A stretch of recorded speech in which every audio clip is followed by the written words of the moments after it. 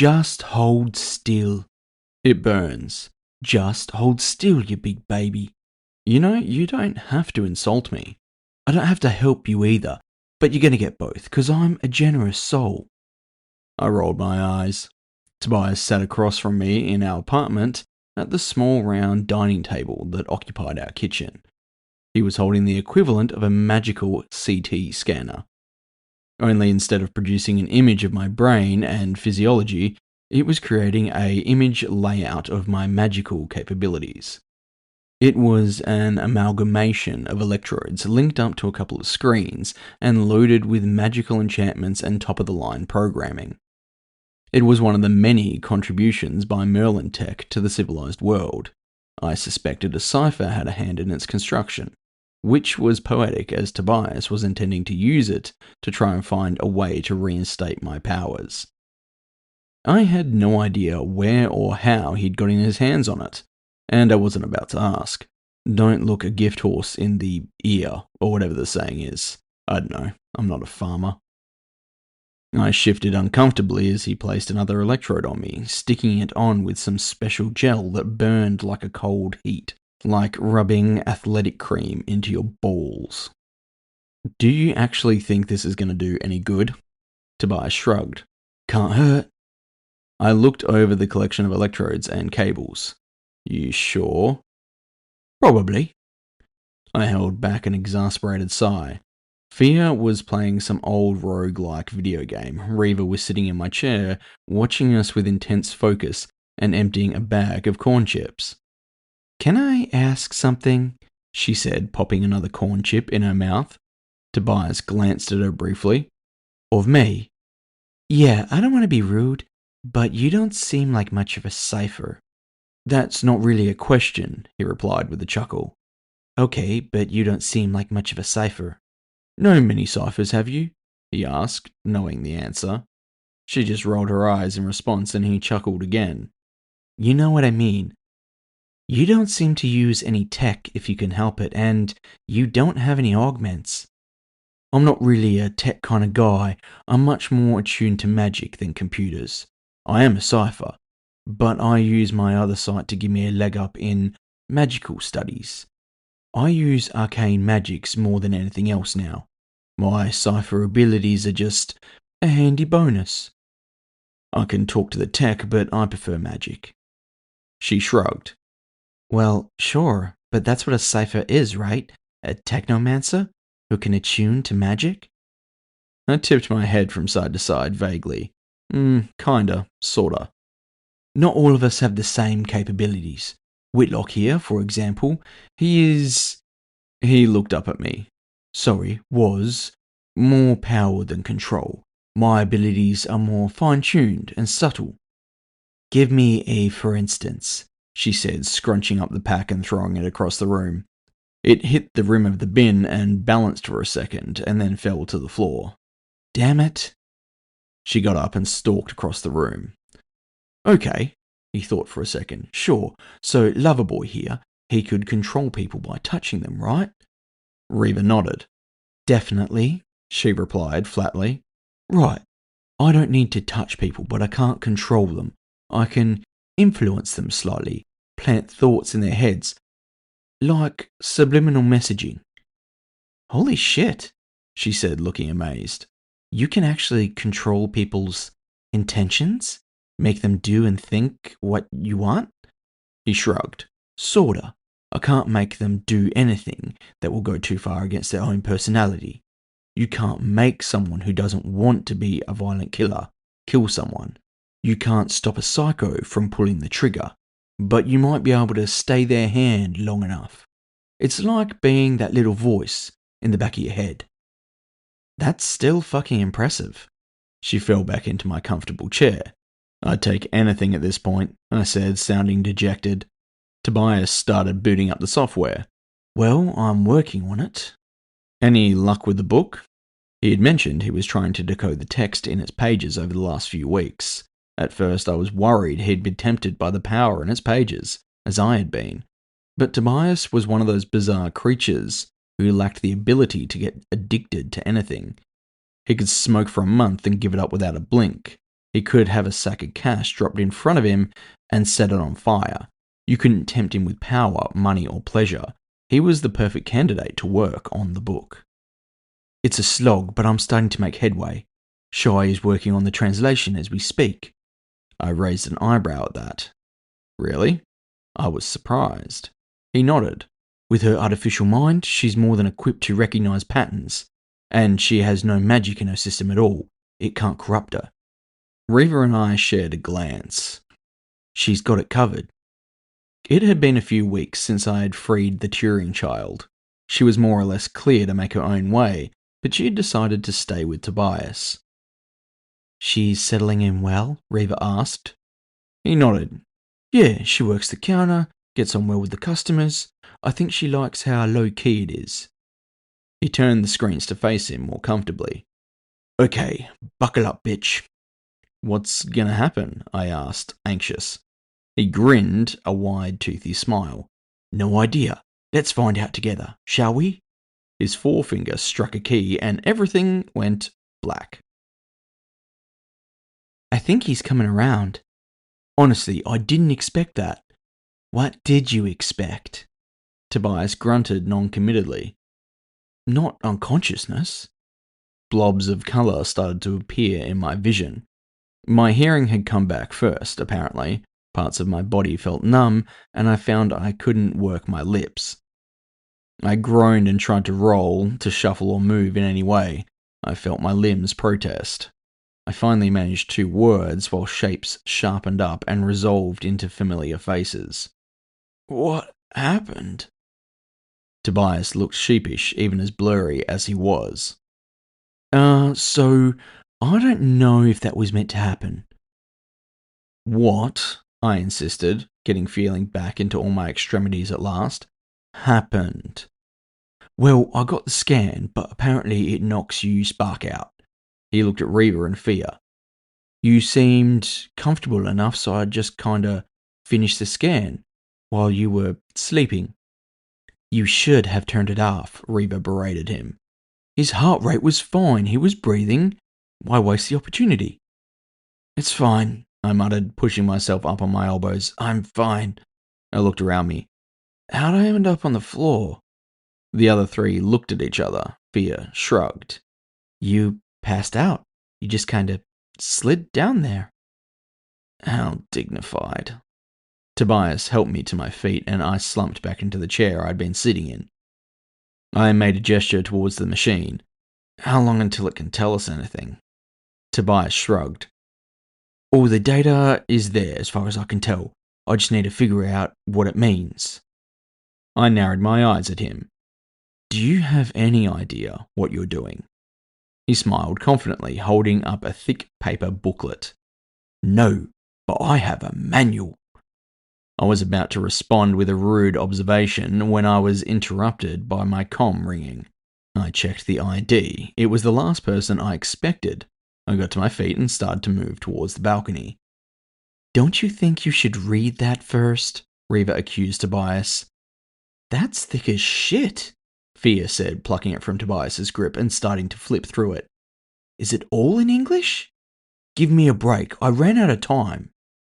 Reva, Fia, and Tobias started getting into it behind me as I slid the door shut and answered the call. Gray, how I've missed the sound of your voice. The calm but weary voice answered. Commander. I was taken aback at the call out of the blue. I was thrown a little by the use of my rank. I like to throw it around for clout, usually with the cops and other government departments, but I didn't fully feel comfortable with it these days. I don't think that's necessary. You're still one of us as far as I'm concerned. I snorted in derision. I suspect that sentiment isn't shared by some of your comrades. He grunted. Kumo can kiss my ass. The gnome was famously a friend to all, and liked to keep the peace. I was surprised at the outright hostility. Gray, that's some strong words coming from you, mate. Yeah, well, I'm getting grumpy in my old age. Besides, he lowered his voice, the idiot went and got himself caught falsifying evidence in an investigation he was overseeing. I whistled. Oh shit, that's a sizable fuck up. Unfortunately, the guy he was trying to frame turned out to actually be guilty.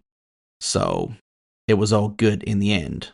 He has friends higher up. They fixed the whole thing up. He just got a slap on the wrists, moved sideways. I sighed. Doesn't help that he was proved right, I suppose. Gray just grunted. Unfortunately not. Anyway, I didn't just call to give you gossip. Aw, I interrupted. But spilling tea with you is so much fun. I put a girly inflection on the statement and managed to get a chuckle out of him. If you want to hear all the goss, you'll have to treat me to a beer one day. In the meantime, I've got an offer for you. I raised my eyebrows at that. Really? A job? Yep, legit mission. No offense, I'm sure you feel like this is a good idea, but I know for a fact Kumo isn't the only one in that base who doesn't like the idea of using hunters. Do you actually have permission for whatever this is? More or less. Gray, which is it? I asked in a level tone. More or less? He sighed. I could hear him slump in his chair. The exact words were, make it happen, we don't care how. It's officially off the record. Well, I said slowly, you've at least got my attention. What's the job? A traitor, black market, a double cross?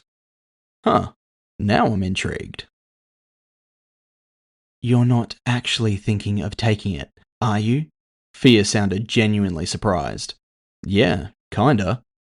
Gray had laid out the mission. I'd listened, told him I'd think it over, then relayed the whole story to Fia and Reva.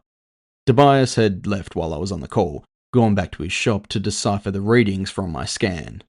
Look, it's good money. If they pay out, Reva retorted. They will. They love to dot the T's and cross the I's. I just don't trust them not to set you up somehow, Reva said, recalling our last visit to the base. If it was anyone but Gray behind this op, I would too, but he's one of the few I actually trust. It just sounds, well, sketchy as fuck. I nodded in understanding. I could see why they were dubious. The Navy and I didn't exactly get along these days. But this felt legit, for no other reason than it sounded like they were actually desperate. In short, there was a traitor and a leak in the base. Some prototype weaponry plans had been pulled and were now up for grabs on the black market. The base, or Gray more precisely, had set up a fake meet for the sale of the files. They weren't sure who was to blame, but they had a few suspects. The meeting had been set up by an intermediary, and the easiest way to find the leak was just to go and see who turned up, pose as a buyer. The problem was they couldn't use anyone currently in service. They needed someone they could trust to be the fake buyer, someone who they knew was capable, but outside the ring of known associates. Why don't they just bring in someone from another base? Fia asked. Or interstate? Time constraints, the whole thing sort of fell into their lap, all of a sudden like. They're taking the opportunity to move in. This meet is this evening. If I'm going to do this, I've got to give them an answer in about half an hour. We need to decide fast, or Gray is up shit creek. How do we know this guy, the leak or whoever he is, isn't going to recognize you? Fia continued. For all we know, it's someone who's been there long enough to know who you are. You were the only Cypher in service. You have a point. That doesn't mean I can't be the contact, though. I might be sour against them. I've already been accused of it once, and with the way I left things with Kumo, it would check out. It could still put them on edge, though, Reva put in. Enough to back out if they get a look at you before making contact. Well, you got any suggestions? I didn't owe any of my old comrades anything, but still, I didn't want to leave Gray hanging. Wear a mask? Fia suggested. Seriously? What? For anonymity? I shook my head. I don't want them to be spooked because I'm covering my face. He's right, Reva agreed. As strange as it sounds, these kind of deals sort of work off trust. Face-to-face is necessary. We sat for a moment, thinking. Reva spoke up at last. What if I went in? I wanted to dismiss it out of hand, but it was actually a pretty good idea. No one knew her locally, and she was more than capable. On top of that, she used to do shit like this all the time back in the gangs over east. You could still accompany me as muscle. It wouldn't be unusual for a bodyguard to be covering their features, as long as the contact isn't. Yeah, that could work actually. Will Gray be up for it? Fia asked. He will. I doubt he really has any other options. Reva stood up and flexed, stretching from side to side, arms over her head. I better find some suitable attire. Suitable attire? I raised my eyebrow in question. Yeah, something that says illicit arms dealer. She strode off towards our room. I turned to Fia, who fixed me with a penetrating stare. I'm not keen on this, for the record. When are you ever? Shut up, I'm serious. These assholes don't exactly have a good track record of treating you well. I raised a calming hand. I get it. And for what it's worth, I agree. If it was anyone else, I wouldn't. But Gray has always done right by me. She deflated. Fine. But if this shit goes sideways, I'm gonna say I told you so. You can do the dance to go with it. We sat in silence for a long moment. Fia still didn't look pleased. She looked like she wanted to punch me. Look, I said at last, all I have to do is turn up, get the guy to turn over the goods, and arrest him. What if he has muscle? We'll deal with it. That's what guns and tear gas are for. They better be offering some serious cheddar for this, Reva said begrudgingly. I chuckled. I'm sure I can negotiate a big enough number to accommodate your growing manga addiction. She grinned. Speaking of dramatic showmanship, you're gonna need a helmet or something. I grimaced. Yeah, or something. I had always disliked wearing masks and helmets. Balaclavas and scarves too. They never really sat comfortably on my face, and every time I put the helmet on, I got an itch instantly on the top of my head or in my ear. I had an itch now, as it happened, right on my left temple. I tried to ignore it as Fia spoke in my ear. And remember, if they didn't bring the goods, we back off. Arrange another meet. We need to get them red-handed. I know, I said. Revision is important. I rolled my eyes. Beside me, Reva nodded. Don't stick up for her. She's right, though. Great, 2 against 1. We were stood off to one side of an empty parking lot 6 stories up. The sound of an overpass, one of many in the city, hummed on the other side of the structure. We were 1 level up from there and blocked from sight, more or less private. We had rode the bikes in, and we had them ready to bail at any moment, parked up behind us. I had gone and got my Hellion repainted. Gone was the cherry red and yellow diamonds. I had gone for a discreet gunmetal grey with a black pinstripe over the tank. I had also managed to scrounge a few rounds of ammo for the autocannons that peeked out from under the tank. I was hesitant to use them in the city, but it was comforting to know they were there. Reva had achieved her look of a black market arms dealer, loose black pants over her mechanical legs, a white button-up blouse, and a leather jacket. She had braided her hair tight to her scalp and left it as a tail down the back. More professional, less punk rock. Her 1 broken tusk, small as they were, gave her a grim aspect, like a sinister scar over the eye of a movie villain. She had a pistol tucked away inside her jacket. She wasn't rocking the weapons tonight. Intimidation factor was my job.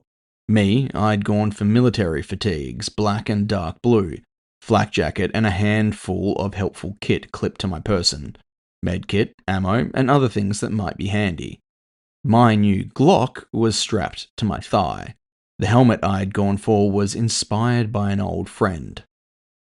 I had converted a TAC Ops helmet I had pilfered a few years back. Unlike the stranger though, I had left all the sensors on. I had no other sight these days, and I needed to see. Fia had relived her teen years and graffitied the face with a stylistic wolf's head in white. It was a bit on the nose, but I doubted anyone would make the connection. At least it wasn't a black dog. I had a case with the cash, most of it fake, as we didn't actually intend to buy anything. Reva had been coached by Gray on what to say, but he knew he couldn't plan for every eventuality. We would eventually have to wing it and hope for the best. It didn't take long for the squeal of wheels on concrete to meet our ears as the target's car climbed the ramps to the top level of the car park. River and I held our positions, unmoving and trying to look like we were the dodgy black market types. I was going for stoic and grim. It was just hard to see that under the helmet. I like to think I was nailing it though. White sedan right below you. Looks like the driver has 2 passengers, Fia said into my ear. She had hacked the scant amount of surveillance cameras in the building to assist where possible. 3, that was fine, unless they were packing some next level augments. We could take 3. Not for the first time today, I considered how useful Shy would be in this situation. It had crossed my mind to ask her for help as backup. But she was trying to get out of this game, and quite frankly, I didn't want the Navy getting suspicious about her. Best not to entertain the idea. The car turned up the ramp in front of us, its headlights sweeping across us to bathe us in sharp white light for a moment, and it turned into a bay, switching off. They parked nose first up against the barrier. Rookie error. Never leave your escape vehicle pointing any other direction but forward and away from danger. It was a nice car too. You could tell just from a glance that it had all the mod cons, and the leather seats to match. I doubted it was bulletproof though. I doubted it was fear-proof. Fear? I whispered into my comm. The car? The car, I confirmed. We had time. She may as well get busy doing something useful.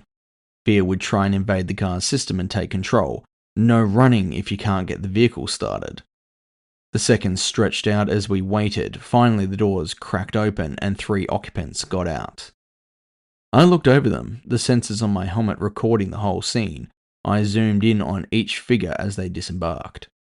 Gray had briefed me on the possible suspects they had for the leak, and sure enough, I recognized the figure that got out of the front passenger seat.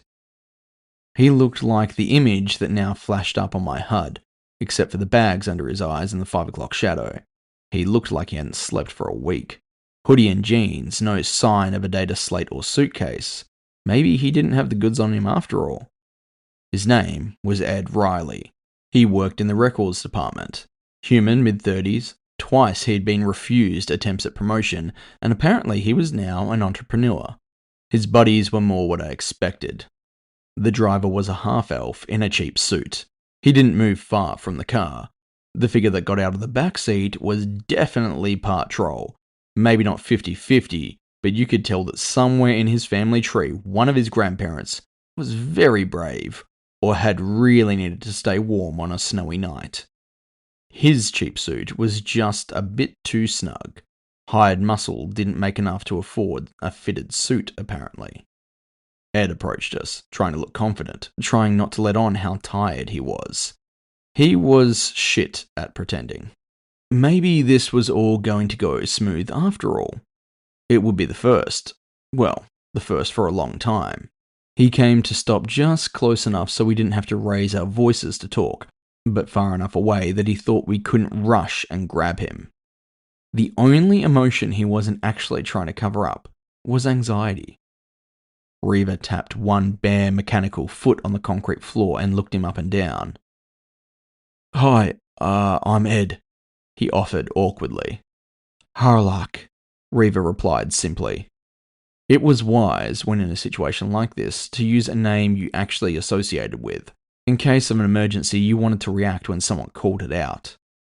And your friend? He asked, indicating towards me. She narrowed her eyes. Wolf. She sounded peeved at the niceties. He started motioning towards the troll blood. I don't care. Reva cut him off with an impatient tone. Where's the goods? He looked from her to me, subconsciously taking a half step back as his eyes lingered on my pistol. I've got them. What's your hurry? Reva looked around the empty parking level. Well, aside from the fact that you're carrying some rather exclusive military secrets, and I get twitchy when people drag things out. She lifted a hand and gestured at him. trying to stretch out a meat needlessly makes me think that this is a setup. Fuck, she was good. The indignation in her voice was about as genuine as you could get. The troll blood took a step forward and his hand shifted towards the inside of his jacket. My hand dropped down to rest on my pistol. He couldn't see my face, but even behind the blast plate face shield, we locked eyes. Ed raised a hand to forestall any rash actions. No, wait. He stepped forward, placing himself between us. We're just waiting on the other bidder. Reva and I both tensed up.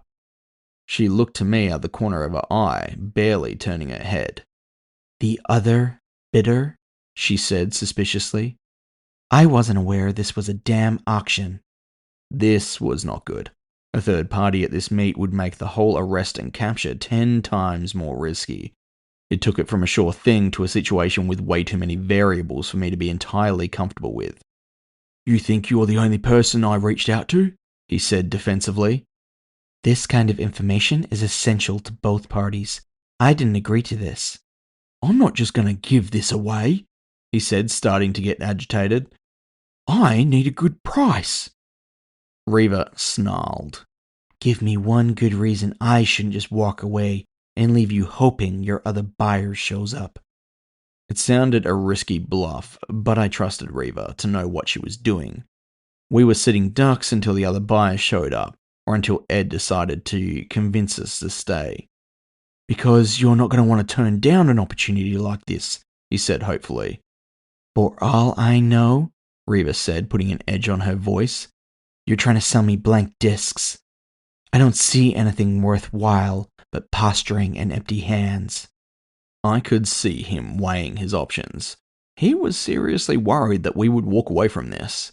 But if he was setting up a second potential buyer to have us try and bid each other out, he was either really greedy or he really needed the money.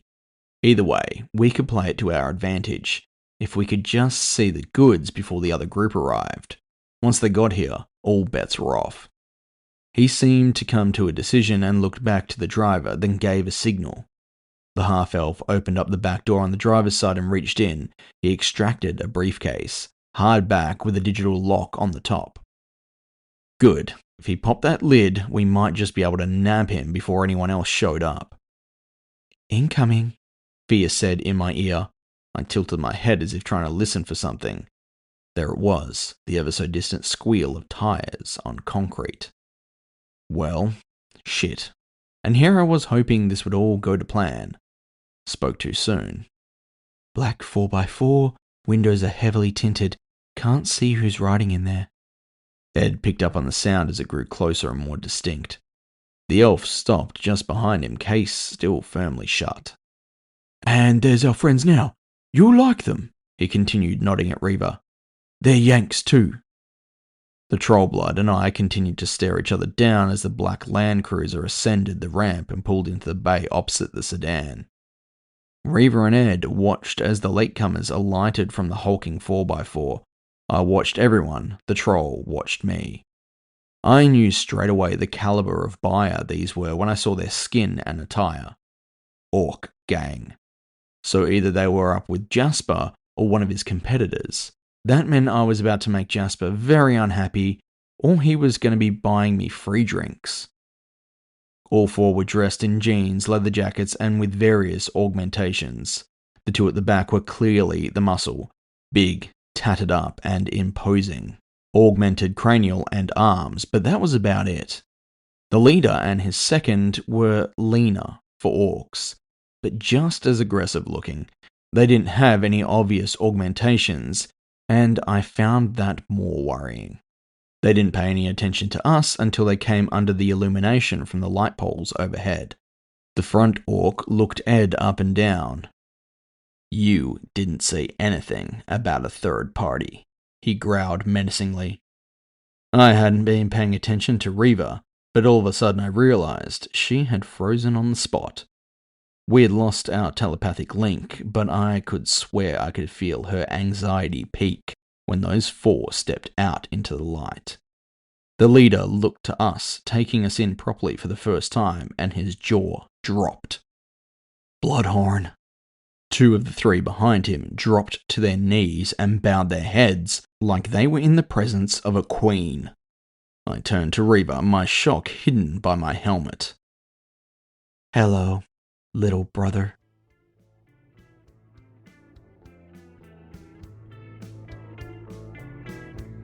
Thank you very much for listening to Cyphers Edge.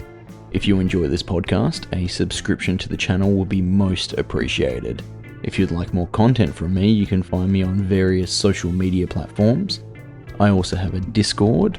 It's a small community, but we'd love to see you there to talk about the genre and any other topics that relate to the podcast, literature, or sci-fi and cyberpunk. As always, the script and narration were done by JJ Brandis, myself, and the music was done by Kale McLeish. Copyright Cyphers Edge 2026.